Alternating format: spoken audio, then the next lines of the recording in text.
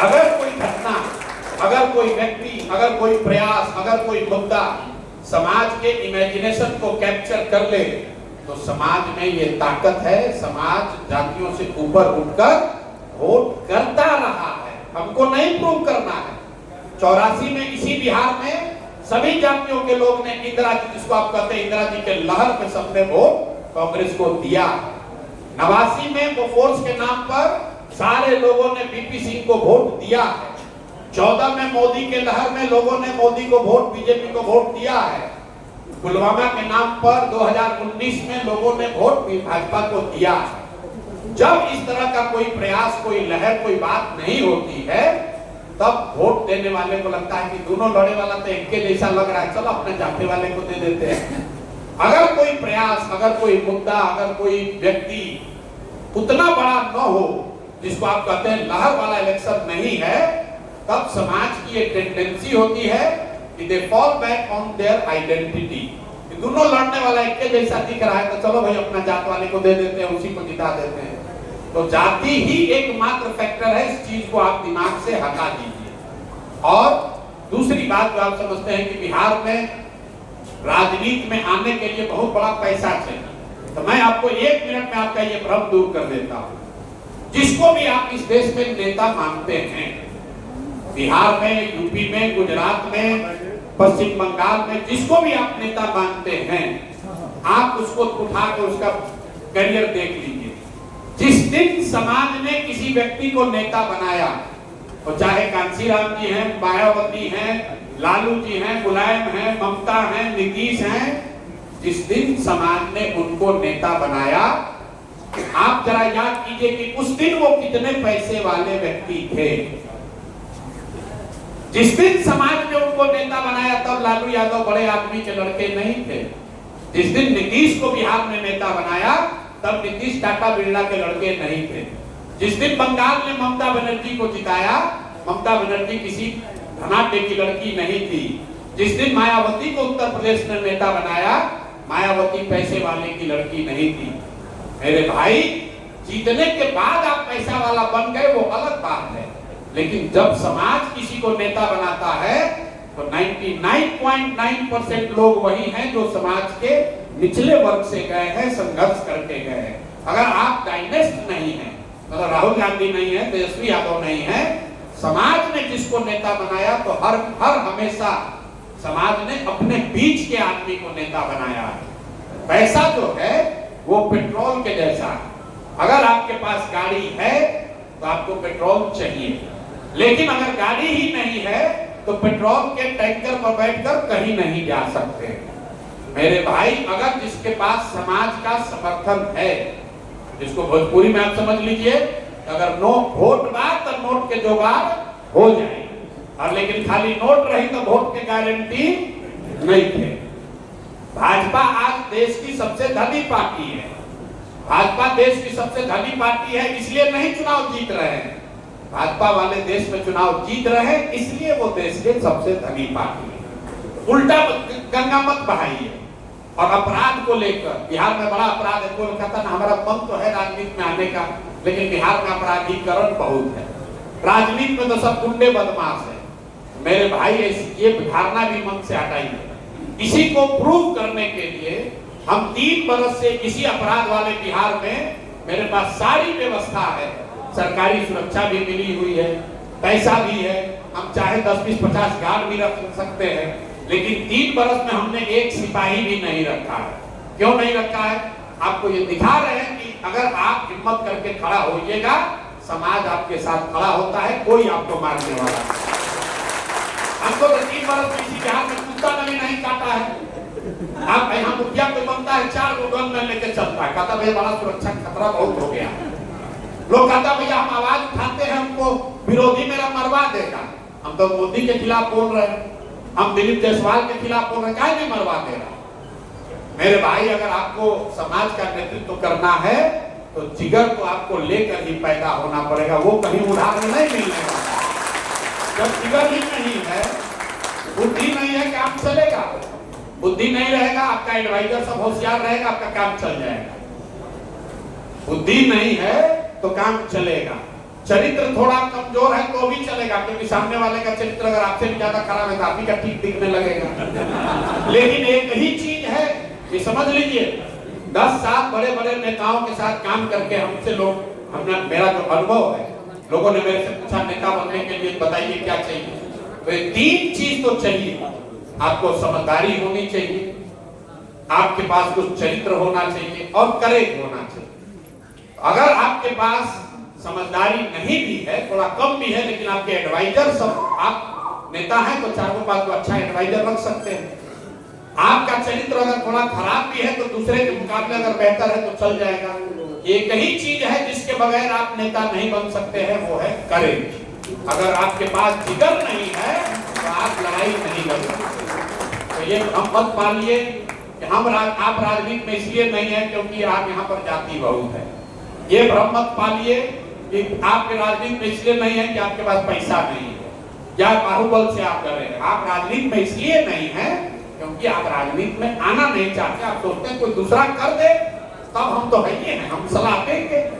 भगत सिंह तो पैदा होना ही चाहिए, अपने घर में नहीं होना चाहिए। पड़ोसी के घर में भगत सिंह पैदा हो, वो क्रांति ला दे तो उसका लाभ उठाया जाए। सब लोग तो यही चाहता है। अब भाई साहब, आप लोगों ने जो ये भूमि सुधार का सवाल पूछा, किसी ने और कई 4-5 विषय पर सवाल उठाए कि भैया इस पर आप नहीं बोलते। तो अंग्रेजी का एक फ्रेज है, missing the jungle for the wood. भाई साहब ने सवाल उठाया कि भैया आप ये नहीं बोलते हैं कि जो MP MLA पैसा उसको मिलता है पेंशन, उससे बड़ा नुकसान होता है। कई लोगों ने ताली भी बजाया। आपने कहा भूमि पर नहीं बोलते। बिहार का इस साल का बजट है 3,16,000 करोड़। 3,16,000 करोड़, उस पे सारा MP MLA सबका पेंशन जोड़िएगा तो कितना होगा? आप बोले आंकड़ा आप बताते हैं, डेटा याद रखिए, 0.01% पैसा भी बजट का पेंशन पर, प्रतिनिधियों के पेंशन पर खर्चा नहीं होता। गोवा में MLA को बिहार के MLA के मुकाबले 4 गुना सैलरी मिलती है, लेकिन गोवा में प्रति व्यक्ति आय है 2.5 लाख रुपया, बिहार में प्रति व्यक्ति आय है 35,000 रुपया। मेरे भाई, पैसा बचाकर कोई धनी नहीं हुआ है। पैसा धनी होने का रास्ता पैसा कमाना। अगर आपके पास पैसा है ये नहीं है तो कितनों बचाइएगा, उससे कुछ होने वाला नहीं है। वो मुद्दा महत्वपूर्ण है, लेकिन इतना महत्वपूर्ण नहीं है जिसके वजह से बिहार का विकास रुका हुआ। तो एक भ्रम मत पालिए। जो आपने भूमि सुधार की बात कही, भाई भूमि एक्विजिशन में इसलिए दिक्कत होती है कि प्रोजेक्ट सैंक्शन हुआ समझिए 2010 में, 10 के रेट के हिसाब से सरकार ने एक्वायर कर लिया, लेकिन एक्वायर होते होते हो गया 10 साल बाद, 15 साल बाद। अब जब क्या बात है, सुनो ना भैया, जितना आप पढ़े हो तो हम लोग भी रोज वही देख रहे हैं। आप कह रहे हैं कि सर्किल रेट कम है, तो जब सर्किल रेट कम है तो आप ही को तो मजा आ रहा है, कैश में डील कर रहे हैं, तो दोनों ओर से चाहते आके मजा लीजिएगा। सरकार सर्किल रेट बढ़ाती है तो जनता हल्ला मचाती है, सर्किल रेट बढ़ा के इस पर 7% टैक्स लगता है। आप जाकर क्या पूछते हैं रजिस्ट्रार से कि सर कितना कम में हो जाएगा, हैं? कितना कम में हो जाएगा रजिस्ट्री, उतने पैसा चेक से देंगे, अब बाकी पैसा कैश में डील करेंगे। तो हर आदमी बिहार में चाह रहा है हम लूट के घर भर लें, अब बाकी सब समाज ईमानदार हो, हैं? जब आपको जमीन खरीदना है तो सर्किल रेट नीचे चाहिए, और जब कंपनसेशन चाहिए तो सर्किल रेट ऊपर चाहिए। दोनों बात कैसे होगा भाई? दोनों बात कैसे होगा? दोनों बात नहीं हो सकती है ना। सर्किल रेट कम है तो सरकार उसका लाभ उठा रही है। अगर यहाँ के समाज में सर्किल कंपनसेशन सुधरेगा 2 वजह से। एक, क्योंकि सर्किल रेट को मार्केट रेट के बराबर रखा जाए, थोड़ा टैक्स का आपका 2-4 रुपए का नुकसान हो सकता है, लेकिन अल्टीमेटली लैंड जब एक्वायर होगा तो आपको उसका बहुत बड़ा फायदा होगा। ये जब समाज को समझ में आएगा तो समाज अपने आप इस बात को स्वीकार कर लेगा कि भैया 2% टैक्स देना ज्यादा बेहतर है, बजाय इसके कि 1 लाख रुपए की जमीन आपका 20,000 रुपए में सरकार ले गई। दूसरा जो भूमि सुधार का मामला है, ये भूमि एक्विजिशन का, वो डिले का है। जैसे चौसा में यहाँ बनी है NTPC जो फैक्ट्री पावर स्टेशन बना, आज से 20 साल के पहले वाले रेट पर एक्वायर कर लिया। कुछ लोगों ने जमीन 15 वर्ष के बाद दिया, अब वो चाहते हैं कि आज वाला सर्किल रेट मिले, जबकि रेट जब एक्वायर हुआ उस रेट पे 80% लोगों ने ले लिया। तो ये कॉम्प्लिकेटेड मामला है। दो चीजें हैं, जब एक्वायर हो उसी समय का रेट आपको दिया जा सकता है। लोग भी इतने सीधे नहीं है जितना अपने आप को बता रहे हैं। कुछ जगह सरकार की गलती है, लेकिन हर जगह सरकार की गलती नहीं है। आदमी जमीन एक्वायर हो गया, सरकार का नियम साफ है, लैंड एक्विजिशन में नियम साफ है। 2/3 लोग अगर जमीन का कॉम्पनसेशन ले लिए तो 1/3 को मान लिया जाएगा कि वो भी सहमत हैं। तो होता यह है कि 2/3 ने दे दिया, पैसा ले लिया अपना, 1/3 वाला भी लड़ रहे हैं, 10 वर्ष तक प्रोजेक्ट रुक गया। उसके बाद अब कह रहे हैं कि अच्छा ठीक है अब मान के, लेकिन आज वाला रेट दो। तो उसके लिए तो फिर से पूरा प्रोजेक्ट का प्रावधान करना पड़ेगा। अगर प्रोजेक्ट डिले ना हो तो भूमि एक्विजिशन में दो चीज, अगर सर्किल रेट को कंप्रेस नीचे न किया जाए आर्टिफिशियली और प्रोजेक्ट डिले ना हो तो ये समस्या नहीं आएगी। और जो लेगेसी वाली बात है उसको आगे देखा जाएगा। जो अब महत्वपूर्ण बात है यहाँ दो चीज, अगर जंग चुरा जाएगा तो पलायन कैसे रुक जाएगा, ये महत्वपूर्ण सवाल है। तो पहले तो आप ये समझिए, बहुत सीनियर साथी ने भी कहा पलायन लोगों का पलायन। भाई पलायन तो पहले समझिए, पलायन लोगों का नहीं है। लोगों का पलायन पलायन का एक हिस्सा है। बिहार से सबसे बड़ा पूंजी का पलायन है, उसके बाद बुद्धि का पलायन है, फिर श्रम का पलायन है, लोगों का पलायन है। तो जब तक आप इसको समझिएगा नहीं तब तक आपको यही लगेगा कि तुमको फैक्ट्री लग जाएगा तो लोगों का जाना रुक जाएगा। ऐसी बात नहीं है। इस बिहार से हर साल 2, 4, 5, 10 लाख लोग जाते होंगे बाहर, 50 लाख टोटल बाहर लोग अभी डिस्ट्रेस माइग्रेशन में गए, स्वेच्छा से लोग गए, उसका गिनती नहीं है। जिसको मजबूरी में अपना घर परिवार चलाने के लिए बाहर जाना पड़ा, ऐसे लोगों की संख्या का अनुमान करीब करीब 50 लाख है। मतलब हर पिछले पूरा लेगेसी देख लीजिएगा तो करीब 50 लाख लोग बाहर गए। कोविड के दौरान आपने देखा होगा करीब 27 लाख लोग वापस आए थे। लेकिन आप इसकी चर्चा भी खूब होती है, लेकिन आप में से बहुत कम लोग जानते हैं कि बिहार में हर साल बिहार से 2.5 लाख करोड़ रुपए का भी पलायन होता है।